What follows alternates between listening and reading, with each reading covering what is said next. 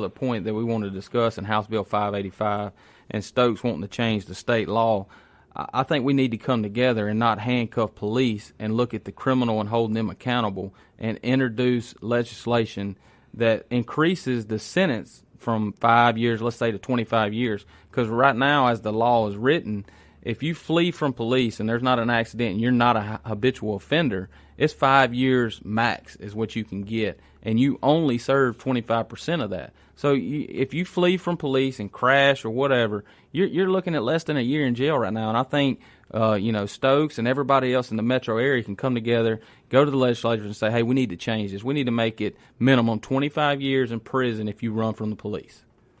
Yeah, so, and to clear that up, because I asked this question when we discussed it off there earlier, it doesn't matter how long that pursuit lasts. It can go from the coast to South Haven.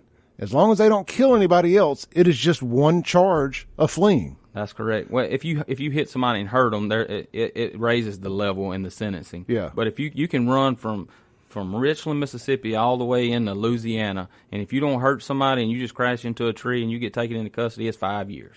That's the max. At what point? Let's talk about this a little bit. At what point do you decide that, okay, maybe we need to try some spike strips, something like that? I don't know if we can give away inside baseball here, yeah. But at what point in a pursuit we say, okay, this is a safe enough area, we got traffic stopped? What goes into a thought process like that? Well, just the safety of the officers is our primary concern, that and the citizens during a high-speed chase. And putting spike strips out are inherently dangerous for police officers unless you have a concrete barrier to get behind. We sent, the alderman gave all our officers the opportunity to go to training in Columbia, Mississippi. So now every patrol officer we have on our streets are PIT certified. So when we initiate a pursuit, we attempt to stop it as soon as we can by conducting a TVI or a pit maneuver on the car, wrecking them out, taking them into custody where nobody gets hurt. Our alderman and I'm fine with replacing the $2,000 bumper and not risking the lives of innocent citizens, especially in other jurisdictions. Absolutely. I like that. So, one of the things that just get brought up a lot with these pursuits is they could have set up a spike strip. They could have set up a roadblock. So you said roadblocks are unconstitutional during a chase. Right. That is insane. Why, it is. Wait, how does that make sense? You can set up a roadblock, but you have to leave them an avenue of escape.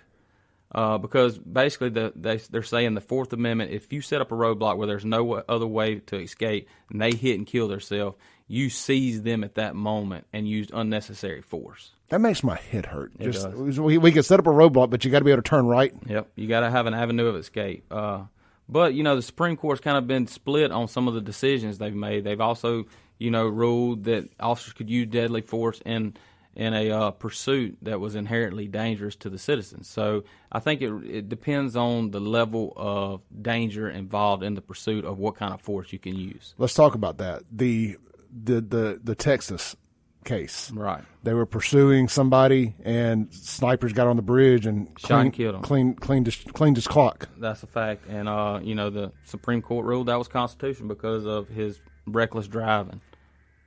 We're on I see broadcast. No. Okay. I think we're back now after the emergency broadcast there. Real quick, I tell you what.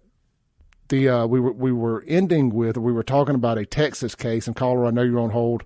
We were talking about a Texas case where there was a high-speed pursuit, and it had gone on for a while, and it was very, very dangerous. So they set up snipers on a bridge, and they cleaned the guy's clock. And the Supreme Court, Nick, you said? Yeah, they ruled that the officer held no civil liability to the man's death because of his actions. So you can end it by any means necessary. I think it depends on the situation. Now, we don't teach that, but, I mean, if it's a deadly situation, I think, and deadly force is justified, then you'll be justified in it. Yeah, because you got to pick a spot in a situation like that where you say, okay, if we clean his clock, he's going to wreck. Yeah. What does the potential fallout of that of the aftermath and all of that? That's interesting. All right, let's take this call real quick before we take a break. Hey, caller, you're on the air. Sorry for keeping you on hold.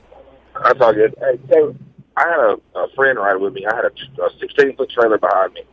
There is probably 40 freaking cops coming chasing one guy. I see them coming. I'm on 220.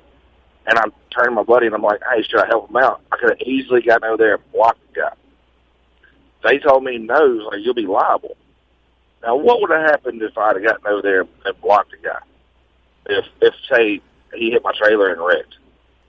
Would I not have been helping out? I think you would have been helping out, but I think you're going to be in that situation. You'll be responsible for the damage to your trailer and your vehicle. Because police officers pursue individuals and they go through pursuit training every year. They're certified in certain maneuvers to end it. They have the radio, so they have a lot of training. And citizens, I've seen videos where 18-wheelers have blocked individuals from fleeing, and we always love the help of citizens, but I would never put myself in danger as a citizen to try to stop a fleeing violent suspect. Well, my thought was there's 40 of them and they ain't done a good job, and whatever. I was just trying to help, but yeah. I'm glad that I listened to my friend. Thanks. Yep. Appreciate it, brother. All right, man. On that note, let's take a break real quick. You're listening to the Clay Edwards Show, joined by Richland Police Chief Nick McClendon. We're taking calls, we're taking texts, and we got a bunch of them. We'll be right back on 103.9 WY. Thanks for listening. Tune in tomorrow at 7 a.m. as the Clay Edwards Show discusses all that is going on in and around the city of Jackson. This concludes our broadcast day. Right here on 103.9 WYAB.